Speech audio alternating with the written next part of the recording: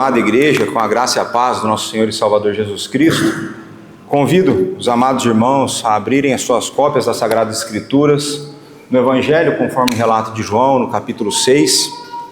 Eu lerei dos versos 41 a 51. Dos versos de 41 a 51. João, capítulo 6. Os versos 41 a 51. Então, está escrito assim na palavra do Senhor. Murmuravam, pois, dele os judeus, porque dissera: eu sou o pão que desceu do céu.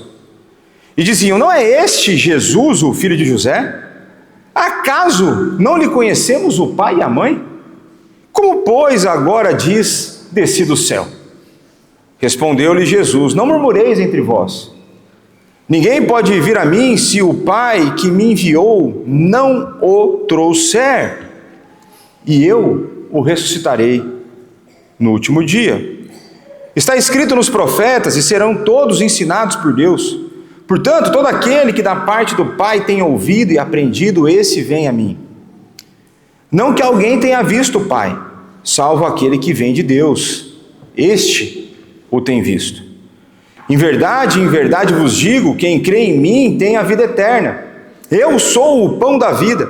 Vossos pais comeram maná no deserto e morreram. Este é o pão que desce do céu, para que todo o que dele comer não pereça. Eu sou o pão vivo que desceu do céu. Se alguém dele comer, viverá eternamente. E o pão que eu darei pela vida do mundo é a minha carne. Vamos orar mais uma vez? Pai, a tua palavra foi lida e nós, como sempre, precisamos do auxílio do teu Santo Espírito. Abra-nos o coração, faz do nosso coração solo fértil. Dá-me, Pai, fidelidade e clareza na exposição da tua palavra. Transforma-nos, Pai, transforma cada um dos presentes. E que aqueles que estão mortos possam comer do pão da vida. É o que nós te pedimos, no santo nome de Jesus. Amém. Meus irmãos, nós continuaremos então no discurso de Jesus Cristo.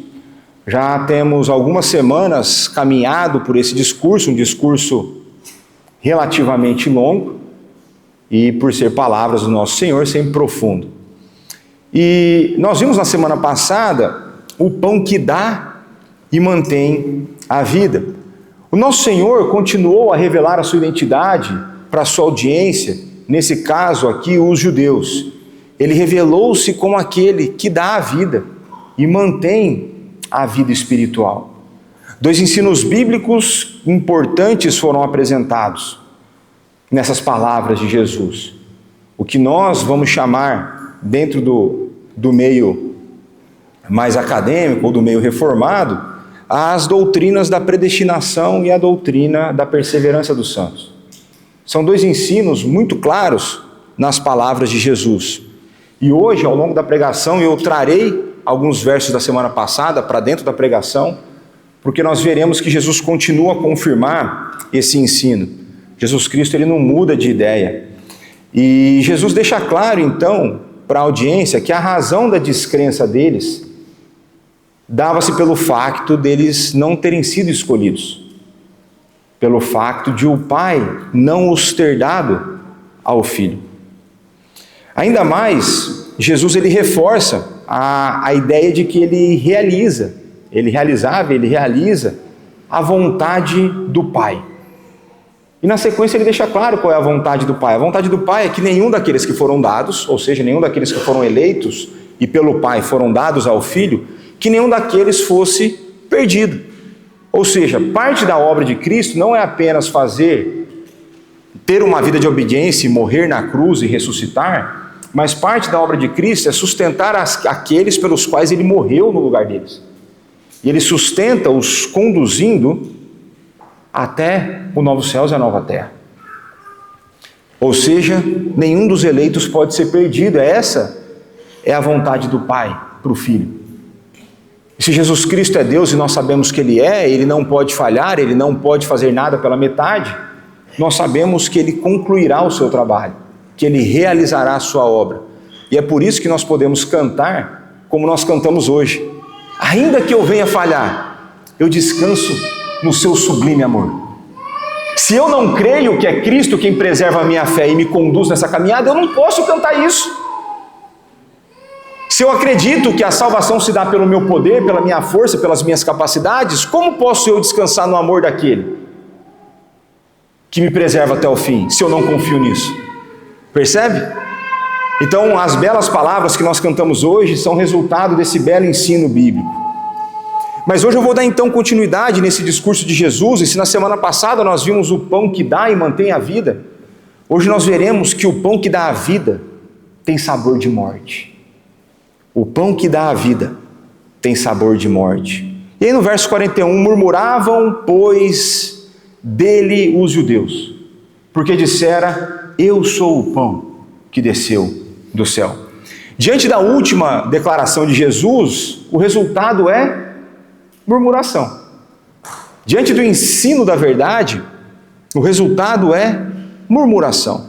E aqui uma das coisas que eu pensei, e eu creio que você vai concordar comigo, até agora que nós vimos no Evangelho, conforme o relato de João, é que Jesus Cristo é de certa forma uma figura polêmica. Ele é uma figura polêmica porque diante dos ensinos dele, diante das suas ações, não existe possibilidade de neutralidade. Ou existe completa submissão, ou existe então completa rebelião, indisposição, oposição. E é o que nós vemos a todo tempo, Jesus Cristo tendo inimigos a surgirem, a surgirem e a surgirem. Eles opõem as suas falas, eles opõem as suas curas. Se ele cura um paralítico que há 40 anos esperava, eles reclamam do dia que isso foi operado. Se ele fala que ele é o pão da vida, eles vão reclamar que ele é o pão da vida. Se ele fala que desceu do céu, eles vão reclamar que desceu do céu. E quem são esses? São aqueles que não foram dados pelo Pai a Ele. E aqui a primeira reflexão que nós podemos tirar do texto, e isso serve de lição para mim e para você, de que não existe possibilidade de uma vida vivida em fidelidade a Deus, na qual nós, se estamos a viver em fidelidade, naturalmente anunciaremos as verdades de Deus.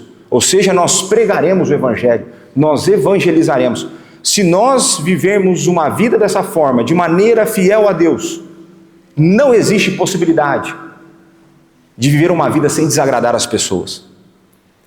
E aqui eu não estou a dizer de você desagradar as pessoas porque você é antipático como eu sou. Eu não estou a falar disso, eu estou a falar você desagradar as pessoas por conta daquilo, do conteúdo que sai da sua boca. Não pela maneira como você se porta. São duas coisas diferentes. Eu estou a falar da mensagem que nós entregamos. Se nós formos fiéis na mensagem que nós entregamos, nós podemos, com toda certeza, esperar oposição, esperar inimigos. Muitas vezes as pessoas dizem, quem sou eu para agradar todos, se nem Jesus agradou, né?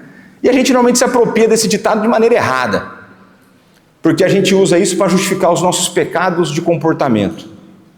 A gente justifica para falar disso as nossas falhas morais.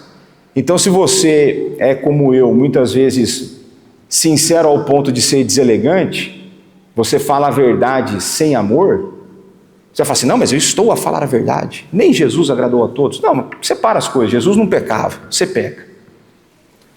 O que eu estou a falar aqui é simplesmente a mensagem. A mensagem de Jesus, dita em amor, levantará oposição, levantará inimigos, terá rejeição.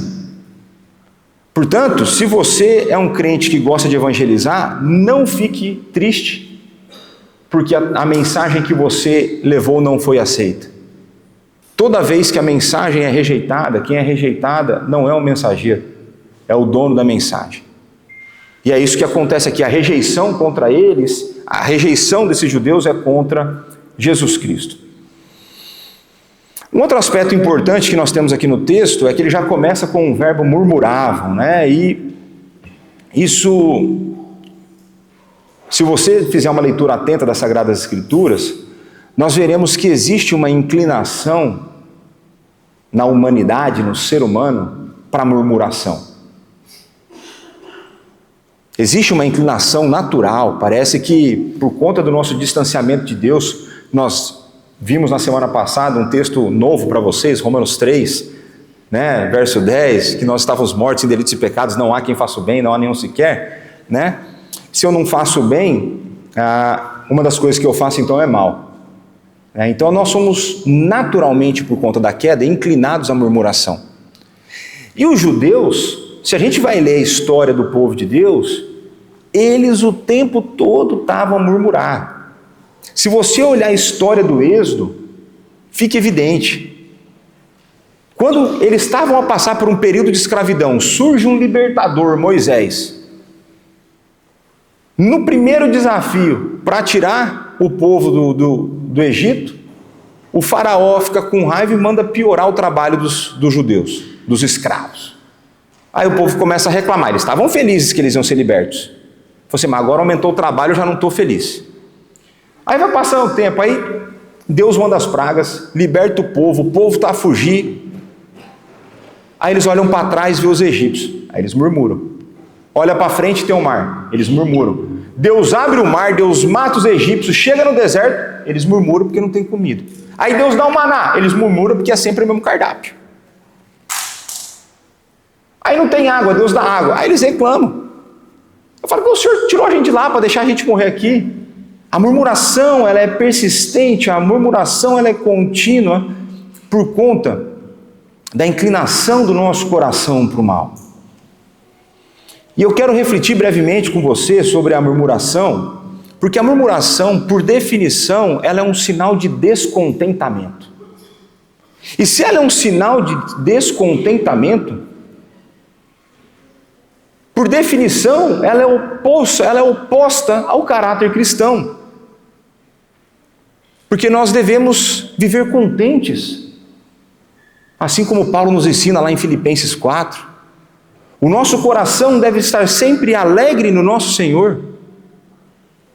Se você enche a boca para falar que você crê num Deus soberano, e que você sabe que esse Deus soberano faz tudo cooperar para o seu bem, você não tem o direito de murmurar. Porque se Ele controla tudo e tudo é feito para o bem, é Romanos 8, 28. E o 29 vai falar que esse bem é conformar a imagem do Filho. Como pode você reclamar de algo que acontece na sua vida? Você não tem o direito de murmurar. Mas eu não quero falar da murmuração de maneira geral. Quando a gente olha para esse verso, de maneira específica, a murmuração está relacionada ao ensino da verdade. O relato aqui, ele não é genérico para a gente falar de murmuração de maneira geral, apesar de nós podermos fazer a aplicação. Ele está falando especificamente da rejeição da verdade a ser pregada, da verdade a ser ensinada, do verdadeiro, da pregação fiel das Sagradas Escrituras. Se nós trouxermos para os nossos dias, essa ideia da murmuração apresentada aqui, é toda vez que Deus traz um pastor nesse púlpito, e ele prega a verdade de maneira fiel, e porque tocou um pecado que você pratica e te incomoda, e a partir desse momento você parou de ouvir o que o pastor está a falar e você vai embora a reclamar contra o pastor. É esse pecado que ele está a dizer aqui. A verdade foi pregada, só que a verdade não te agrada. E porque ao invés de você olhar o que deveria ser olhado, que é o seu coração que ama o pecado, você olha para o mensageiro e fala, que mensageiro, não posso nem usar a palavra que vocês usam para falar de mim, né? Mas que mensageiro é esse? Quem é ele? Que homem duro? Como ele fala contra o pecado? Onde já se viu falar desse jeito? Agora faça uma análise no retrovisor, olha para o retrovisor da tua vida. Não é só daqui não, pense em toda a sua vida, em toda a sua existência dentro da vida da igreja. Quantas vezes você não foi bravo com o pastor porque ele pregou a verdade? Você vai usar um monte de desculpa. Você vai dizer que você foi bravo porque ele é grosso. Você vai dizer que ele foi bravo porque ele é duro. Você vai falar a desculpa que você quiser dar. A verdade é que o teu orgulho foi ferido, porque o teu pecado foi exposto pelo Espírito Santo. Quantas vezes você não foi embora reclamar sobre isso? E você vai embora reclamar e você ainda incute dentro do carro esse tipo de pensamento de murmuração no coração do seu filho. Quantas vezes? Só faz análise, só faça análise. E eu lembro que uma vez uma pessoa me procurou e disse que eu era muito duro nas minhas pregações contra o pecado. Aí a primeira coisa que você tem que perguntar, e a gente tem que ser mole contra o pecado? Deus odeia o pecado. Deus odeia. Assim, não sei se vocês têm noção do que é o ódio de Deus. Né? Se vocês acham que Deus pode ser passivo de... Se Deus pode ter ódio, Ele tem. Ele odeia o pecado. Ele abomina alguns pecados. Mas dentro da igreja a gente quer ter uma postura distinta de Deus. Deus odeia, mas a gente quer que paciente. Seja meio light. Que é muito duro. Queria que a mão de Deus viesse sobre você para você sentir o peso do ódio de Deus. Né? Mas a gente não pode. Não pode. Eu tenho que ser comedido. E essa pessoa reclamou que eu era muito duro. E aí eu perguntei, falei, veja, como que a gente faz com o pecado? Essa desgraça que traz todo o mal da humanidade. Por conta dele a morte existe, por conta dele as doenças existem, por conta dele há inimizade, por conta dele há homicídio, por conta dele há crimes sexuais, há tráfico humano. Como que a gente faz com esse pecado? E a outra pergunta que eu fiz para a pessoa, você prestou atenção até o final da pregação? Porque toda vez, quando nós chegamos no final da pregação, a beleza da graça divina, o perdão disponível em Jesus Cristo é apresentado nessa igreja. E quanto mais desgraçado e mais feia é a descrição do pecado, mais bela e profunda fica a obra de Cristo. Mas não, a pessoa se apega no seu orgulho, se apega na sua dor, apega no seu ego ferido e deixa de ouvir as boas novas de salvação e deixa de ouvir que existe diante da feiura do pecado a beleza disponível no Salvador, aquele que perdoa os nossos pecados, aquele que morreu por os nossos pecados e aquele que derrama graça sobre a nossa vida. Então toda vez que o pecado é exposto com dureza, existe o amor sendo exposto com graciosidade. E quanto mais feio o pecado é, mais belo o nosso Salvador fica. Mas vejamos o desenvolvimento da murmuração, porque a murmuração ela nunca só curtinha, ela continua. Aí no verso 42 diz, e diziam, não é esse Jesus, o filho de José? Acaso não conhecemos o pai e a mãe? Como, pois, agora diz, desci do céu? E parte da indignação, e eu diria que a indignação de maneira geral dos judeus, está no fato de que eles conheciam Jesus, eles conheciam José, eles conheciam Maria, e eles conheciam um pouco da história de Jesus. Tanto é que a indignação deles, não é que ele falou que ele é o pão da vida, é que ele falou que ele é o pão que desceu do céu. E você, como que ele desceu do céu se eu sei quem ele é? De uma certa forma, eles estão a dizer, eu lembro, Jesus jogava bola aqui quando era menino, terminava a reunião na sinagoga, ele saía correndo lá no fundo, junto com os filhos do fariseu, dos escribas, estava todo mundo a correr lá no fundo. Eu lembro desse menino, eu lembro de quando ele estava aprendendo a andar. É essa a indignação deles, veja. Como que ele fala que desceu do céu se eu sempre vi quem ele era? E tem uma cena parecida com essa em Mateus capítulo 13, e eu acho legal essa de Mateus 13, de 54 e 56, que fala assim, e chegando à sua terra, ensinava-os na sinagoga, de tal sorte que se maravilhavam e diziam, de onde lhe vem essa sabedoria e esses poderes miraculosos? Não é este o filho do carpinteiro? Não se chama a sua mãe Maria? E seus irmãos, Tiago, José, Simão e Judas? Não vivem entre nós todas as suas irmãs? De onde lhe vem, pois, tudo isso? E eu acho legal esses dois textos, primeiro porque nós vemos de maneira bastante evidente a humanidade de Cristo. Cristo como Deus encarnado, sendo verdadeiramente homem de tal forma que Jesus Cristo nunca trapaceou na sua vida para que ele pudesse ser um ser distinto dos outros. Ele sempre foi visto como um homem, como um ser humano, assim como nós. E é porque ele é. É porque ele tomou sobre si a nossa natureza. E a outra coisa que eu acho maravilhoso aqui, é que eu não sei como diante de um texto desse, tem gente a argumentar a virgindade de Maria. Você vê, a Maria era bem ativa. Eu queria que a Maria fosse membro aqui na igreja. Tiago, José, Simão e Judas. E suas irmãs, que nós não sabemos o número. Fica a dica, sejam como Maria. Façam filhos. Está no texto, não sou eu. Evidente no texto. Mas cada um manobra, como diria o meu antigo pastor, cada um tortura a Bíblia do jeito que quer e faz uma teologia conforme lhe agrada. Né? Nós buscamos não torturar a Bíblia, mas extrair dela a verdade que está exposta. E uma coisa interessante que eu vejo, que fica evidente a natureza humana de Cristo aqui, é que isso, só essa declaração já derruba os livros apócrifos, que tanto enchem a paciência. Porque os apócrifos, porque Jesus fazia um passarinho de barro e saia voando. Não fazia, porque nunca ninguém comentou isso aí. Se o pessoal acha que ele é humano, que eles viram, não fazia.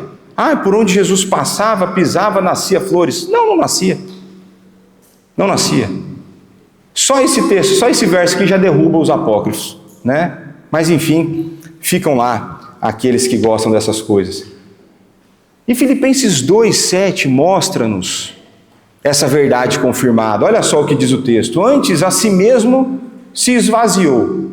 E a explicação desse texto eu não vou atrapalhar, porque depois não sobra nada para o Augusto Nicodemos colocar na palestra dele aqui na conferência. Ele vai expor esse texto, né? Para eu não estragar a palestra dele e falar, mas isso aí o pastor já falou, né? Então você fica impressionado com o Augusto, eu não vou expor o texto aqui. Mas a si mesmo se esvaziou. E é essa palavra aqui que é o negócio, que é a kenosis. Porque tem gente que acha que Jesus se esvaziou da divindade para se tornar humano. E se ele se esvaziou da divindade, ele não era mais Deus, né? Então ele não se esvaziou, né? Já vou começar a estragar a palestra. Mas é a ideia de que ele abriu mão da sua glória. E ele humildemente aceitou a forma humana. Então ele vai dizer, tornando-se semelhança de homens. E reconhecido em figura humana. Então Jesus não era diferente da gente. Ele é o Deus encarnado, mas a sua natureza humana, exatamente igual a nós. Ou como diria na minha cidade, que nem que igual. É igualzinho. Igualzinho, nada diferente na sua humanidade. Agora, esses homens dizem que conheciam Jesus, que conheciam os seus pais. E a pergunta que fica é, que gênero de conhecimento era esse que eles tinham? Que gênero de conhecimento era esse que os levava a negar que Jesus havia descido do céu? E eles conheciam os seus pais terrenos, mas não conheciam a sua paternidade celestial. Eles conheciam desde a infância, mas conheciam apenas parte da história daquele que é eterno. Eles conheciam superficialmente, mas não conheciam com profundidade, como conheciam José, Maria, Isabel, João Batista e Simeão. E aqui eu vou fazer uma leitura rápida de várias citações, para nós vermos como o conhecimento desses homens era superficial, diante daqueles que conheciam de fato quem Jesus Cristo era e de onde ele tinha vindo. Então, em Mateus capítulo 1, versos 20 e 21, José, filho de Davi, não temas receber Maria, tua mulher, porque o que nela foi gerado é do Espírito Santo. Ela dará à luz a um filho e lhe porás o nome de Jesus, porque ele salvará o seu povo dos pecados dele. Vejamos então o que Maria, isso é o que José sabia, vejamos o que Maria sabia em Lucas capítulo 1, versos de 28 a 33 e depois 46 e 47.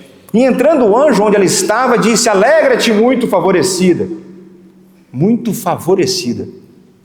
Não é que ela tinha graça, ela foi agraciada. O Senhor é contigo. Ela, porém, ao ouvir essa palavra, perturbou-se muito e pôs-se a pensar no que significaria essa saudação. Mas o anjo lhe disse, Maria, não temas, porque achaste graça diante de Deus, assim como Noé achou graça. Iniciativa divina. Eis que conceberás e darás à luz um filho, a quem chamará pelo nome Jesus. Este será grande e será chamado Filho do Altíssimo. Então ela sabia de quem era filho. Filho do Altíssimo. Aqui tem a paternidade. Filho do Altíssimo, Deus, o Senhor, lhe dará o trono de Davi, seu pai, e ele reinará para sempre sobre a casa de Jacó, e o seu reinado não terá fim. Então, disse Maria, a minha alma engrandece ao Senhor, e o meu espírito se alegra em Deus, meu Salvador. Como pode a Igreja Católica Apostólica Romana crer na doutrina da impecabilidade de Maria se ela falava que precisava de um Salvador? Quem precisa de Salvador senão pecadores desgraçados? Está no texto bíblico, estava na boca de Maria. Mas vamos continuar. Vamos ver o que Isabel e João Batista sabiam de Jesus? Lucas capítulo 1, dos versos 39 a 43. Naqueles dias, dispondo-se Maria, foi apressadamente à região montanhosa, a uma cidade de Judá. Entrou na casa de Zacarias e saudou Isabel. Ouvindo esta salvação de Maria, a criança lhe estremeceu no ventre. Então Isabel ficou possuída pelo Espírito Santo e exclamou em alta voz. Você vê que, possuída pelo Espírito Santo, ela vai falar coisas audíveis, compreensíveis e que dão glórias a Deus. Então ela disse, bendita és tu entre as mulheres e bendito o fruto do teu ventre. E de onde me provém que me venha visitar a mãe do meu Senhor? Isabel reconhece o senhorio de Jesus Cristo dentro do ventre. E há pessoas dentro da igreja que defendem o assassinato de pessoas não nascidas. Olha a loucura. Jesus Cristo, uma vida completa, um ser humano, Deus encarnado no ventre de Maria. Mas aqui nós temos João Batista e Isabel reconhecendo o senhorio de Jesus Cristo. E por fim Simão, em Lucas 2, versos de 28 a 32. Simeão tomou nos braços e louvou a Deus dizendo, agora Senhor, podes despedir em paz o teu servo, segundo a tua palavra. Por quê? Porque os meus olhos já viram a tua salvação, a qual preparaste diante de todos os povos, luz para a revelação aos gentios e para a glória do teu povo de Israel. Simeão olha um bebê de 8 dias e diz, me leva, porque eu vejo a salvação. Esses tinham conhecimento profundo de quem era Jesus Cristo, da sua paternidade, da sua origem. Os judeus conheciam parcialmente a sua história. E aqui fica um alerta para nós. E que tipo de alerta é esse? De que conhecimento superficial de Jesus Cristo traz consequências terríveis para a nossa vida. Uma coisa é conhecer superficialmente a Jesus Cristo. A outra coisa é conhecê-lo profundamente, intimamente. E aqui eu vou dar alguns exemplos. Se eu conheço superficialmente ao meu Senhor, eu posso cair em um de 2 males. Eu posso tornar-me um antinomista, ou seja, uma pessoa que se opõe à lei, uma pessoa que entende porque, entre aspas, a salvação é pela graça, eu nada mais preciso fazer porque eu já fui salvo. Então tem aí os pregadores de Satanás que vão pregar a hipergraça. Ou eu posso cair no outro mal, do outro extremo, que é o legalismo, no qual eu creio que pela minha obediência, pela minha capacidade em obedecer à lei de Deus, eu posso conquistar a salvação. Isso é um conhecimento superficial de Jesus Cristo. E nós vamos mostrar no texto hoje o porquê disso. Agora, se eu conheço profundamente o meu Senhor, eu percebo que a salvação é de fato pela graça, mas eu percebo que essa graça trabalha em meu coração e essa graça resultará na minha vida em uma vida de santidade. Em que sim eu obedeço à lei, mas não para conquistar a salvação, porque isso é impossível dentro da minha capacidade. Eu obedeço à lei porque é isso que a graça faz em meu coração. Segundo Efésios 2 vai dizer que nós andamos em boas obras porque elas foram preparadas de antemão pelo nosso Deus. Efésios 2:10, o mesmo texto que diz que a salvação é pela graça e não por obras. Mas uma vez que eu fui salvo, eu faço obras. Já diria Tiago, mostra a minha fé sem obras, que eu te mostrarei a minha fé com. Se eu entendo superficialmente o meu Senhor, eu acho que eu posso chegar diante dele e oferecer, entre aspas, os ditos sacrifícios para alcançar o seu favor. É como se eu pudesse chegar diante de Deus e negociar com Ele. Toma isso e abençoa-me. Isso é insanidade. O que há que Deus precisa para que Ele possa trocar algo conosco? O que posso dar eu a Deus que seja um sacrifício grande? Ainda que eu venda tudo o que eu possua e coloque diante dele, nada é. Porque não há preço para uma alma. Não há como subornar aquele que é dono de todas as coisas. É impossível. Mas se eu tiver um conhecimento superficial, vai ser isso que eu vou fazer. Se eu tiver um conhecimento superficial do meu Senhor, eu vou chegar a pensar que, veja bem, esse negócio do pecado da homossexualidade é coisa daquela época, não é mais hoje. Então você está querendo dizer para mim que Deus muda de ideia? Que Deus é mutável? Que aquilo que era ofensa agora é agradável? Não, Ele é imutável. A sua vontade, a sua lei não mudam. Eu posso chegar a conclusões erradas, vou começar a seguir a ideologia de gênero. Eu vou chegar a conclusões erradas e vou achar que, em vez de ser o meu Salvador, Ele é apenas um grande mestre, um homem a ser respeitado, um homem tão grande quanto foi Buda. Rapaz, que loucura! O conhecimento superficial do nosso Senhor levar-nos-á para consequências terríveis, desagradáveis e consequências esperadas e desejadas por Satanás. O nosso chamado é um chamado para vivermos uma vida de intimidade com o nosso Senhor e termos conhecimento profundo do nosso Salvador. Para que então nós possamos lidar com a realidade, com os problemas de cada época e termos uma resposta que, ainda que desagrade, que nós possamos firmar o nosso pé. Agora vejamos a resposta de Jesus no versos 43 e 44. Respondeu-lhes Jesus: não murmureis entre vós. Ninguém pode vir a mim se o Pai, que me enviou, não o trouxer. E eu o ressuscitarei no último dia. Então a primeira coisa que Jesus faz é exortar a murmuração. Eles estavam a falar baixinho, para que Jesus não ouvisse, mas a gente sabe que Jesus conhece os corações, Jesus já direto. Para de murmurar. Quietinho. Ouve aqui o que eu vou falar. E eu vou falar de novo porque vocês estão a murmurar. Porque o Pai não trouxe vocês até mim. E veja, na semana passada a gente viu no verso 37, e vou reler o verso 37, diz assim: todo aquele que o Pai me dá, esse virá a mim. E o que vem a mim, de modo nenhum lançarei fora. Então aqui a gente tem os dois ensinos, predestinação e perseverança dos santos. Está aqui claro, tem resistência de muitos, mas está na Bíblia. E aí na semana passada eu li vários textos, não foi? Hoje eu farei de novo. Porque o texto bíblico diz, primeiro ele falou se o Pai não der. Agora ele vai além. Não é só se ele não der, se o Pai não trouxer. Como diria a criança, eu trazi. E não sei se fica claro para vocês, mas aqui no texto, o que está enfatizado é a impossibilidade humana de ir pelas próprias forças. O que o texto está a mostrar é a nossa incapacidade de escolher por Deus pelos nossos esforços.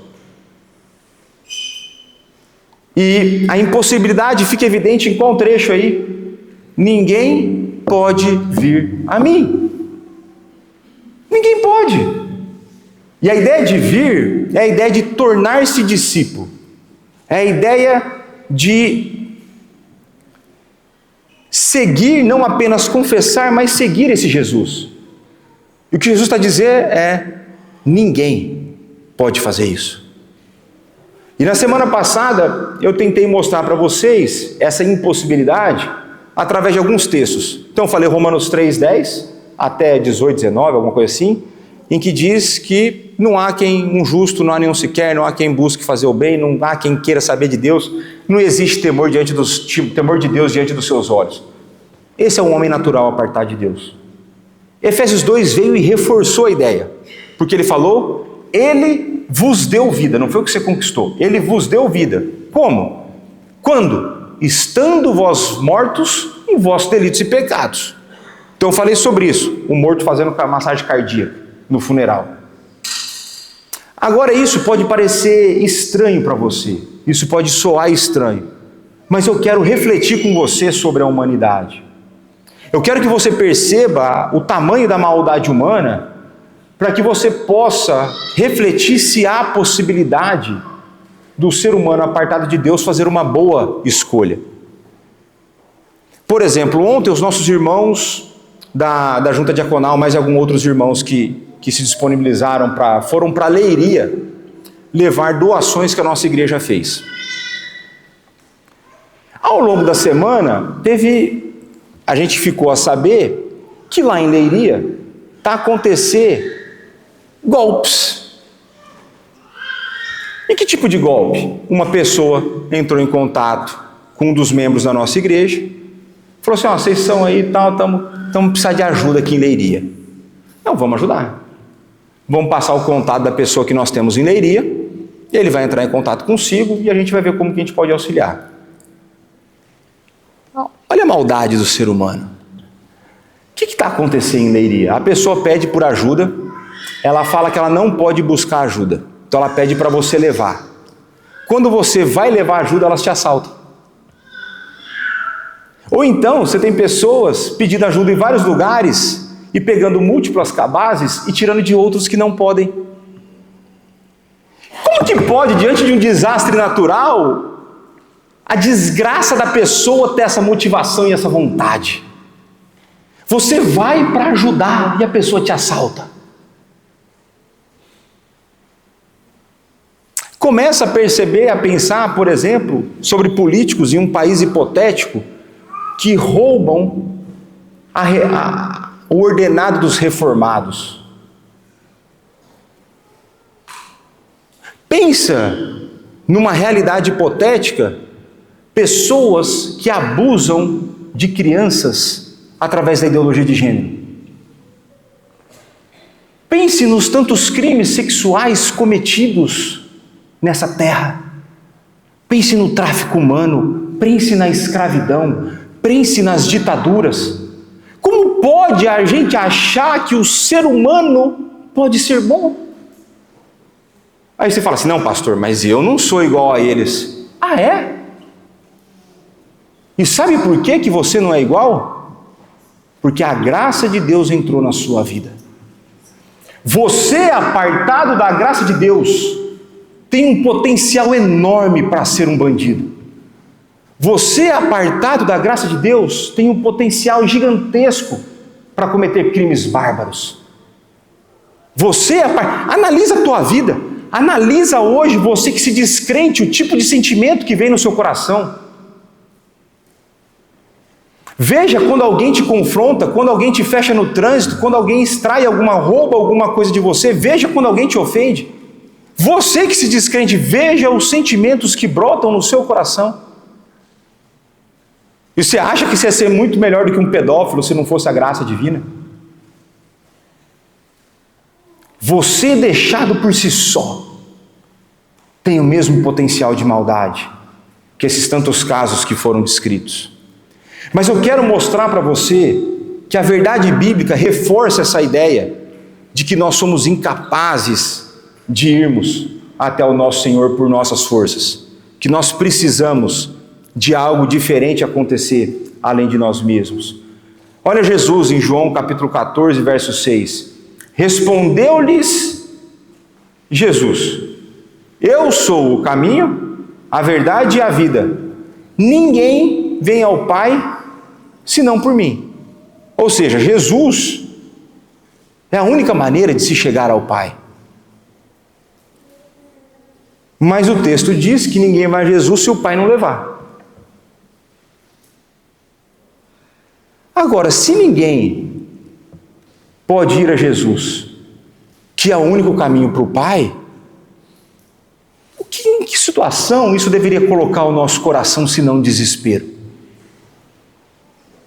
Se eu não posso ir àquele que vai me livrar da minha miséria espiritual, eu devia estar desesperado. Se dependesse de mim, eu deveria estar desesperado. Mas o padrão escriturístico é: onde há más notícias, sempre há boas novas. E há esperança para nós, porque Jesus mostra que a impossibilidade humana é resolvida pelo Pai. Porque ninguém pode ir a Jesus, a não ser que o Pai o leve. Se o Pai não o trouxer. De maneira mais clara, todos aqueles que vão a Cristo são levados a Ele pelo Pai. E uma coisa bela que eu fui ver aqui no texto, quando você olha, se o Pai não o trouxer, né? Você pode pensar, talvez o pai arrastar uma criança birrenta, que daria também para ser dessa forma, mas a maneira como a palavra transmite a ideia é de que Deus opera internamente em nosso coração, Ele muda os nossos desejos, as nossas volições, e porque Ele mudou o nosso interior, agora eu quero seguir Jesus. Então Ele nos atrai para si. Ele muda, Ele nos traz, porque Ele muda o que há de podre em nós. Ele vai então, através da ação do Espírito, regenerar o nosso coração. Vai nos trazer da morte para a vida. E aí por conta disso eu posso crer, porque Ele pôs um coração de carne. E aí eu creio que essa é a resposta para a objeção que muitas vezes é feita na doutrina da predestinação, que a pessoa diz assim: não, mas pastor, desse jeito, o senhor está dizendo que Deus que vem nos salva, aí eu viro tipo um robô. Eu falo, não. Por quê? Porque o texto mostra que não. Porque você, não pastor, mas quando? Ainda a pessoa fala assim, quando eu aceitei Jesus, eu fui porque eu quis. Primeira coisa, ninguém aceita Jesus. Quem precisa ser aceito é você. Quem está excluído e quem está em inimizade com Deus é você. Você se entrega a Jesus. Você se submete a Jesus. O indigno é você, não ele. Quem é você para aceitar o dono de toda a dignidade, não é? Mas pronto, feita essa correção teológica, aí você vai falar assim, não pastor, mas eu entreguei-me a Jesus. Eu falei, eu sei, eu concordo, porque o texto bíblico fala isso. Você se entregou porque Ele mudou o seu interior. E porque Ele mudou o seu interior, você tem esse desejo, você vê essa necessidade. O Espírito troca o coração de pedra por um de carne, e por conta disso você vive espiritualmente. E porque você vive espiritualmente, você que estava morto em delito e pecado, você não quer mais essa vida, você quer uma vida de santidade. Então após a regeneração, o Pai muda os nossos desejos, as nossas inclinações e o nosso coração, e eu passo a desejar depositar a minha fé no meu Senhor e Salvador Jesus Cristo. É isso que o texto bíblico nos mostra. Agora eu vou ter que trazer mais evidência para você. E eu vou trazer para você aqui textos bíblicos. E o primeiro deles está em Romanos 8, os versos de 5 a 8. E o texto diz assim, porque os que se inclinam para a carne cogitam das coisas da carne, mas os que inclinam para o Espírito, das coisas do Espírito. Então se a pessoa está morta em delito e pecado, ela é aquelas que se inclinam para a carne. Quem se inclina para a carne cogita do quê? Das coisas da carne, não do Espírito. Mas o texto vai continuar. Porque o pendor da carne dá para a morte, mas o do Espírito, vida e paz. Por isso, o pendor da carne é inimizade contra Deus, pois não está sujeito à lei de Deus, nem mesmo pode estar. Portanto, os que estão na carne não podem agradar a Deus. Outra impossibilidade, se você não está em Cristo, não tem como você agradar a Deus. Os que estão na carne não podem agradar a Deus. E como pode uma pessoa na carne que não pode agradar a Deus optar por seguir a Jesus Cristo que agrada a Deus? Não pode. Não é possível. A escolha na força humana, no braço, não dá. É impossível. Ah, pastor, mas é só um texto. Eu já li Romanos 3 semana passada. Vamos ler Efésios 1? Vou ler de 3 a 8 e depois 11 e 12. Bendito Deus e o Pai de nosso Senhor Jesus Cristo, que nos tem abençoado com toda sorte de bênção. Toda sorte de bênção. Quem tem nos abençoado? O nosso Deus e Pai. Se é Ele que tem nos abençoado toda sorte de bênção, crer em Jesus Cristo é uma bênção? Fomos abençoados por Ele, não foi na sua força. Mas o texto vai continuar. No verso 4. Assim como, está difícil de perceber aqui, como nos escolheu nele antes da fundação do mundo. E nos escolheu para quê? Para sermos santos e irrepreensíveis perante Ele. Então, salvação pela graça pressupõe santidade e obediência a Deus. Porque nós somos escolhidos para sermos santos e irrepreensíveis. Pessoa que distorce a salvação pela graça é porque não sabe ler a Bíblia.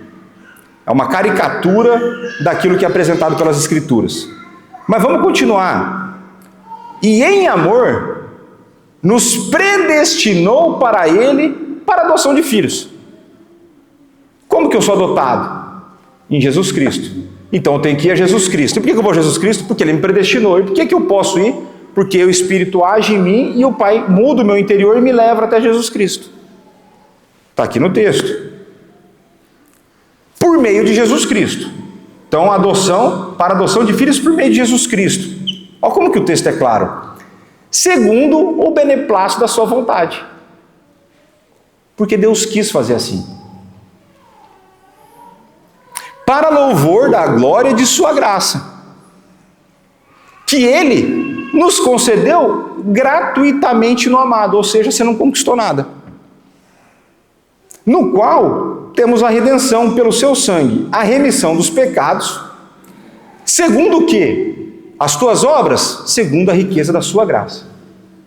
E por que isso? Que Deus derramou abundantemente sobre nós. É Ele que derramou, não fui eu que conquistei. Em toda a sabedoria e prudência. Nele, digo, no qual também fomos feito herança. Eu não me tornei herdeiro, eu fui feito. Eu fui feito herança.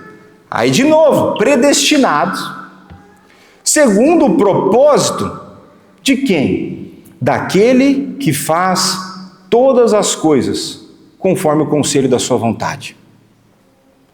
A fim de sermos para o louvor da sua glória, nós, os que de antemão esperamos em Cristo. Esse texto deixa claro que nós não fomos predestinados porque Deus sabia que nós creríamos. Existe uma interpretação errada do texto na primeira carta de Pedro, onde as pessoas entendem que presciência é o facto de Deus saber alguma coisa porque Ele anteviu aquela coisa. Na verdade, o termo grego lá significa que Deus sabia aquilo porque Ele causou aquela situação, porque Ele é soberano. Aqui fica claro que Deus escolheu-nos não porque Ele sabia que nós creríamos, porque você estava morto em delito e pecado. O texto bíblico diz que você era o pendor da carne, e aquele que está na carne não pode agradar a Deus, mas é porque Ele faz as coisas segundo a sua vontade.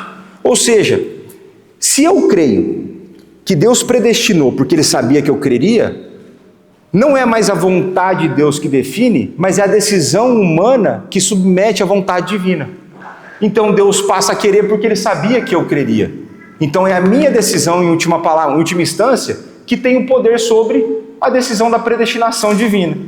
O que definitivamente não está no texto, não está nas Sagradas Escrituras isso. Então nós fomos predestinados segundo o propósito daquele que faz todas as coisas conforme o conselho da sua vontade. Não daquele que faz as escolhas que submetem-se a decisões humanas. Deus não se submete a gente, Deus se impõe sobre nós. Mas vamos continuar, porque evidência bíblica nós temos muita. Colossenses 1, versos 13 e 14. Ele nos libertou do império das trevas e nos transportou para o reino do Filho do seu amor, no qual nós temos a redenção, a remissão de pecados. Ele nos libertou e Ele nos transportou. Como pode você ter feito algo? Você só está tudo no passivo aqui. Você só recebe. Você estava preso, Ele te libertou. Nas trevas, Ele te pôs na luz. O reino do seu amor. Vamos para Filipenses 2,13 agora? Porque você fala assim, não, pastor, mas eu quero fazer coisas boas. Eu quero crer em Jesus Cristo. Eu quero viver uma vida de santidade. Filipenses 2,13. Porque Deus é quem efetua em vós tanto o querer como o realizar segundo a sua boa vontade. Ele muda o nosso interior de uma forma tal que nós somos responsáveis pelas nossas ações e nós queremos crer. Mas tudo isso porque Ele colocou em mim a vontade e a capacidade. Não porque eu tinha naturalmente em mim, mas porque foi me dado em Jesus Cristo. Eu não sei se está claro o suficiente, mas eu vou colocar mais um texto. Então, Filipenses 3, versos 8 e 9. Sim, e aqui eu estou falando do maior legalista que existia na época do Novo Testamento, Paulo. Sim, deveras considero tudo como perda, por causa da sublimidade do conhecimento de Cristo, Jesus, meu Senhor, por amor do qual perdi todas as coisas e as considero como refúgio, para ganhar Cristo, não para conquistar Cristo, para ganhar Cristo, diz o texto bíblico. E olha só, e ser achado nele, não tendo justiça própria. O que é mais claro do que isso? Você não tem justiça própria para permanecer diante de Deus. Eu não tenho, e Paulo também não tinha, não tendo justiça própria que procede da lei, ou seja, da obediência da lei, ninguém consegue, a não ser Jesus Cristo. Senão, aqui é mediante a fé em Cristo, a justiça que procede de Deus. Se ela procede de Deus, não fui eu. De novo.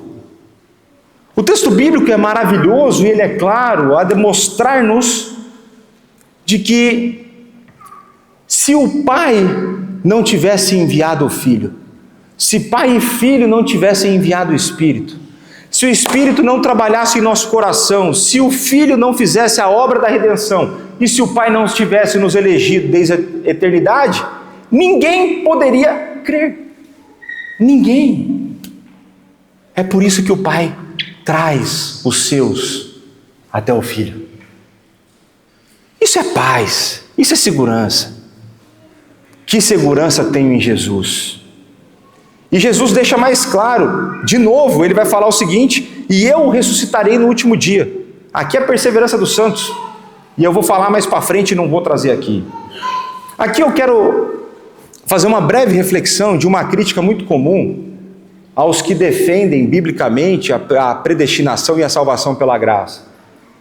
Porque as pessoas não conhecem o ensinamento bíblico. Uma das críticas que é feita contra aqueles que creem é de que nós não evangelizamos. Ou, ainda mais, de que nós não precisaríamos evangelizar, porque se a salvação é pela graça, eu não tenho que fazer nada. Isso mostra falta de leitura bíblica. Porque o meio pelo qual Deus opera a salvação pela graça, ordinariamente, é através da pregação da palavra. E nós veremos isso mais para frente. No verso seguinte nós veremos isso. Esse texto, o fato de existirem pessoas eleitas, é o maior estímulo à evangelização possível. É porque eu sei que Deus tem eleitos ao redor do mundo, é que eu tenho certeza da possibilidade da resposta positiva à mensagem da salvação. Se não existissem eleitos, jamais existiria uma conversão. Jamais. Porque o homem, apartado de Deus, está morto em delito e pecado. O pendor da carne é a morte. Quem vive na carne não agrada a Deus, é impossível que ele agrade a Deus. Deus é poderoso para salvar. É Ele quem move os corações. É Ele quem transforma a volição. Por isso, Ele pode salvar independente da cultura. Por isso que eu sou um defensor de que nós temos que evangelizar quem quer que seja, não importa de onde seja, não importa onde eu esteja. Ah, mas o português tem preconceito com o brasileiro. Não, se Deus não quiser. Que Deus pode mudar aquele coração. Deus pode transformar aquela vida. E Deus pode dobrar aquele coração.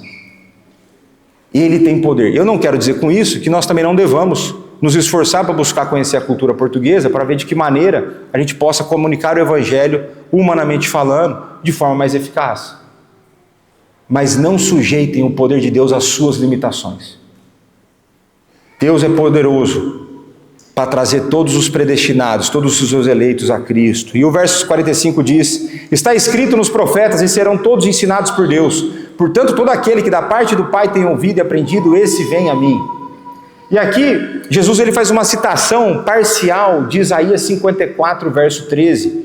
E o verso diz assim lá em Isaías: todos os teus filhos serão ensinados do Senhor, e será grande a paz de teus filhos. E Calvino comenta esse verso da seguinte maneira: a passagem que aqui é citada se encontra em Isaías, onde, falando da restauração da igreja, do povo de Deus, ele lhe promete que os filhos seriam ensinados pela instrução de Deus. Daí facilmente poderia inferir-se que a igreja não pode ser restaurada de qualquer outra forma, senão por Deus empreendendo o ofício de mestre e conduzindo crentes a si. O método de ensino de que fala o profeta não consiste meramente numa voz externa, mas igualmente na operação secreta do Espírito. Em sumo, essa docência de Deus consiste na iluminação interior do coração. Calvino reconhece corretamente de que o ser ensinado por Deus, o ouvir e o aprender, vem da voz externa, quando eu falo, e vem da ação do Espírito que pega o ensino e aplica para o seu coração. Os filhos de Deus serão ensinados. Como pode alguém ser ensinado por Deus? Como pode alguém ouvir a Deus? O que isso quer dizer? O que quer dizer que você que é crente é ensinado por Deus e você tem ouvido e aprendido, porque são esses o que vem até mim, de Jesus Cristo? A única possibilidade de ir a Jesus Cristo é através do ouvir e o aprender do Pai. Como isso é possível? Romanos 10, os versos de 9 a 15, depois o verso 17, deixarão claros para nós como isso é possível. Então diz o seguinte: se com a tua boca confessares Jesus como Senhor e em teu coração creres que Deus o ressuscitou dentre os mortos, serás salvo. Até aqui tudo tranquilo. Porque com o coração se crê para a justiça e com a boca se confessa a respeito da salvação. Porquanto a Escritura diz: todo aquele que crê não será confundido. Quem crê não perde a salvação, jamais será confundido. Pois não há distinção entre judeu e grego, uma vez que o mesmo é o Senhor de todos, de israelitas e de gentios. Pois não há distinção, é o mesmo Senhor rico para com todos os que o invocam. Porque todo aquele que invocar o nome do Senhor será salvo. Como, porém, invocarão aquele em quem não creram? E como crerão naquele de quem nada ouviram? E como ouvirão se não há quem pregue? E como pregarão se não forem enviados? Como está escrito: quão formosos são os pés do que os anunciam as boas novas, as coisas boas. E assim a fé vem pela pregação, e a pregação pela palavra de Cristo. Então como que Deus ensina o seu povo? Como que o seu povo pode ouvir a Deus? Hebreus capítulo 1. Havendo Deus outrora falado, muitas vezes e de muitas maneiras, aos pais pelos profetas, nestes últimos dias, quando foi escrito a carta aos Hebreus, nos falou pelo Filho, a quem constituiu o herdeiro de todas as coisas, pelo qual fez o universo. Como pode, então, alguém ouvir e aprender de Deus? Nós podemos ouvir e aprender de Deus quando Deus fala através das Sagradas Escrituras, pela ação do Santo Espírito. Hoje, Deus fala através do ensino fiel e da exposição das Sagradas Escrituras. Deus fala no culto público, Deus fala na EBD, Deus fala no curso de teologia, Deus fala nos PGs. Se você pertence a Cristo, se você foi a Cristo, está aqui um grande estímulo para a sua caminhada. Continue a envolver-se nos momentos em que Deus fala. Se eu venho cá e exponho fielmente as Sagradas Escrituras, é Deus a falar consigo.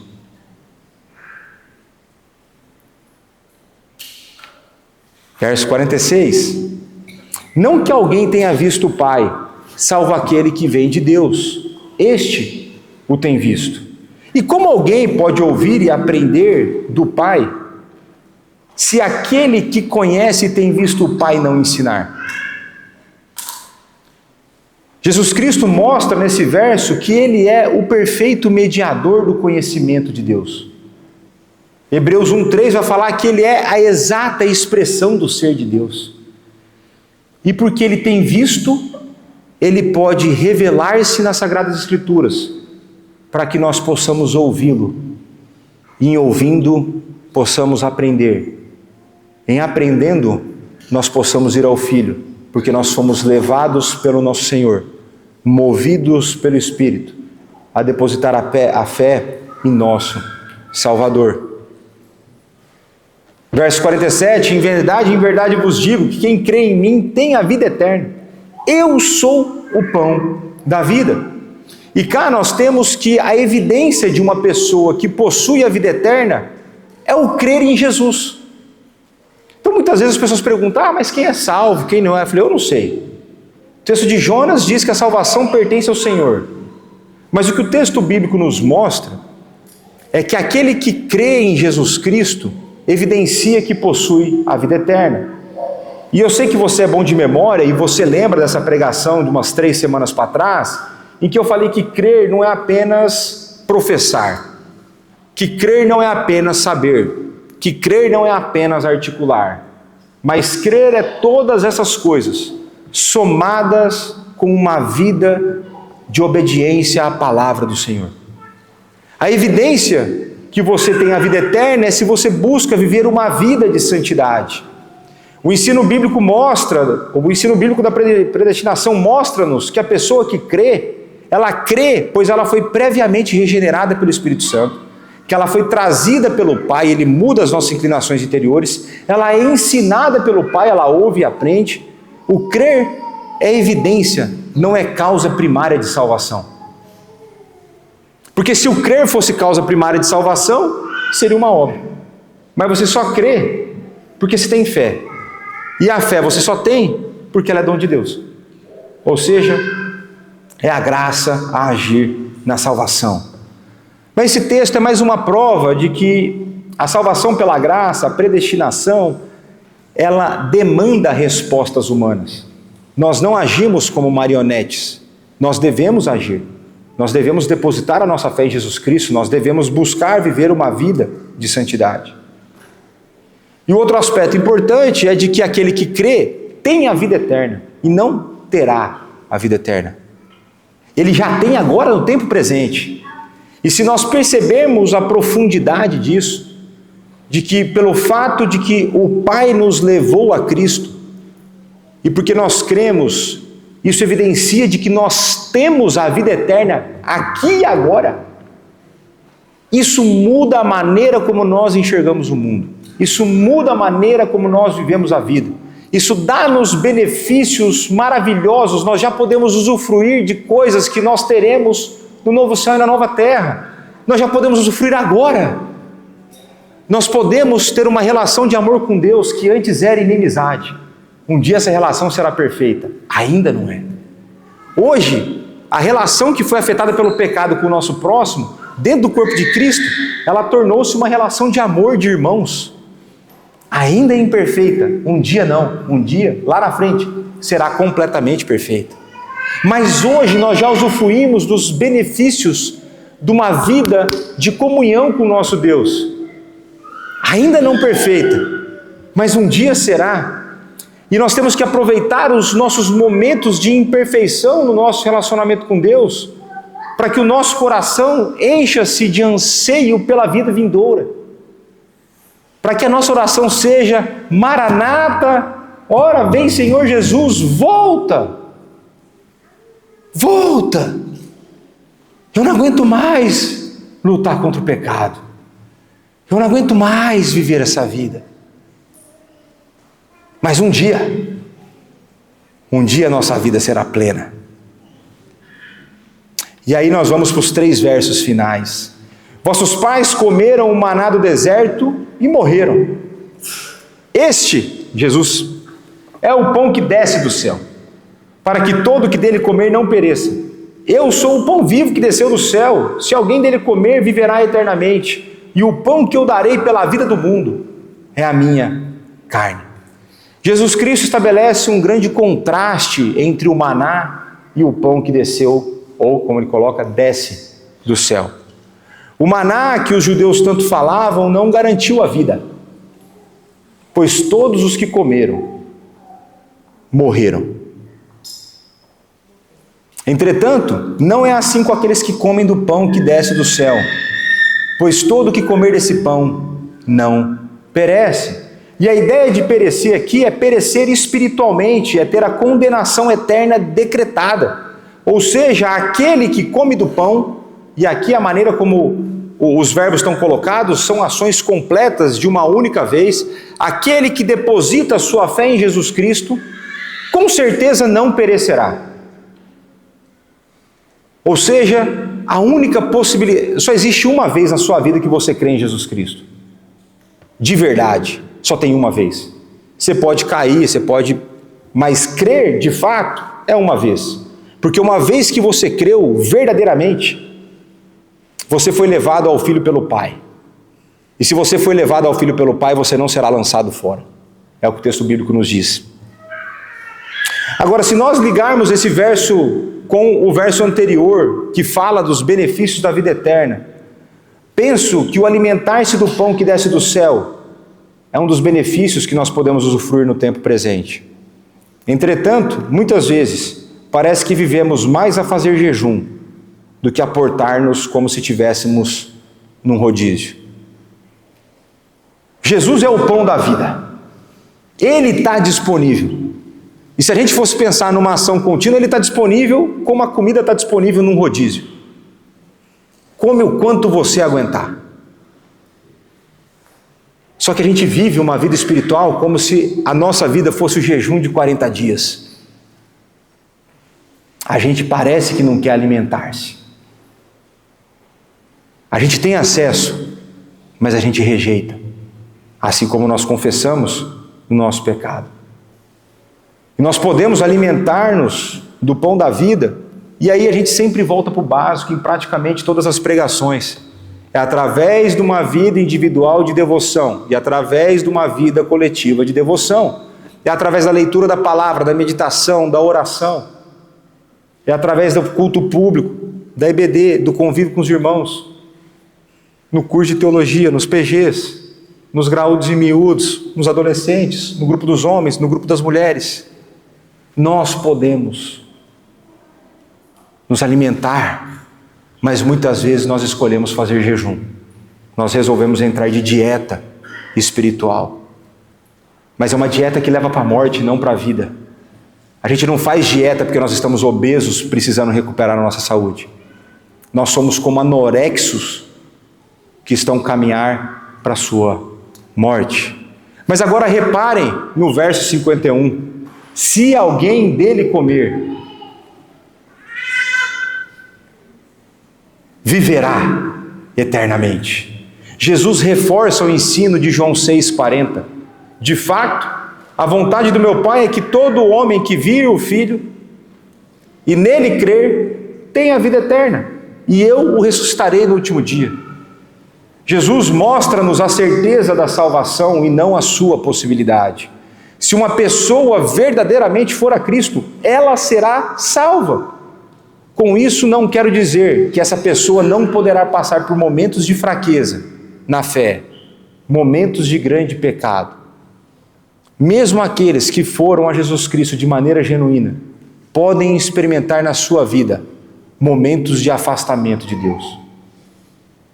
Deus tem os seus propósitos, isso é um assunto para outro momento. Temos esse assunto tratado na escola bíblica dominical, inclusive no capítulo que fala da certeza da salvação. Agora, como que é possível a gente ter certeza de que aquele que vai a Cristo será salvo? Primeiro porque ele falou isso. Mas a frase dele continua, a certeza que como nós podemos saber é porque o pão da vida é o Deus encarnado que experimentou a morte em nosso lugar. A certeza da salvação está fundamentada no facto de Jesus realizar perfeitamente tudo aquilo que lhe foi confiado. E como nós vimos em João 6,39, a vontade do Pai para Jesus, e ele faz a vontade do Pai, é de que quem me enviou é essa, a vontade de quem me enviou é essa, que nenhum eu perca de todos que me deu. Pelo contrário, eu ressuscitarei no último dia. Se a vontade do Pai é que nenhum daqueles que foram dados seja perdido, e Jesus Cristo que diz que faz a vontade do Pai, porque ele é perfeito, ele não pode errar, como pode alguém que foi a Cristo ser perdido? Não pode. Isso é uma impossibilidade na história da redenção.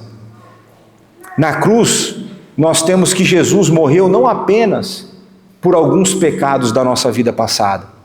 Na cruz ele morreu por todos os pecados de todos os eleitos de toda a história. A obra da redenção é algo maravilhoso, porque ela é, num certo sentido, atemporal. Ela é atemporal no seu efeito, porque foi através da obra de Cristo que os crentes do Antigo Testamento foram salvos. E através da obra de Cristo que todos os crentes que vierem a existir, até que Ele volte, serão salvos. Essa obra ela é maravilhosa, essa obra é poderosa. Meus irmãos, talvez nós vivamos no período da história que mais preocupa-se com a alimentação. Dietas e teorias alimentares de todo gênero surgem a todo instante. Intolerâncias alimentares nunca mapeadas passam a ter várias pessoas afetadas. Para alguns, qualquer deslize na alimentação traz graves consequências. Já para outros, nenhum alimento parece afetá-los. Quando voltamos no tempo, nós vemos que a falta de cuidado com a alimentação trouxe morte para a humanidade. Foi através do alimento proibido, o fruto do conhecimento do bem e do mal, que o pecado entrou na realidade criada e afetou toda a criação. A morte espiritual tornou-se realidade a partir do pecado de Adão, o nosso representante federal. A partir da morte espiritual, o ser humano escravizado pelo pecado jamais poderia quebrar as correntes da escravidão, voltar a viver e, portanto, impossível que ele voltasse a relacionar amorosamente com Deus. Dentro de um cenário de desespero, a promessa feita por Deus de que o descendente da mulher feriria a cabeça da serpente foi reforçada ao longo da história da redenção. Para o povo de Deus que estava escravizado no Egito, e impossibilitado de conquistar a sua liberdade, essa promessa foi reforçada de outra forma. Em sua graça e misericórdia, Deus agiu soberanamente e libertou o seu povo da escravidão do Egito. E em meio à escassez do deserto, Deus manteve a vida do povo com o maná. Essa história é apenas uma sombra daquilo que seria feito por Cristo Jesus. O povo de Deus, os seus escolhidos, os escolhidos por Ele desde antes da fundação do mundo, escravizados pelo pecado, eram incapazes de conquistar a sua liberdade.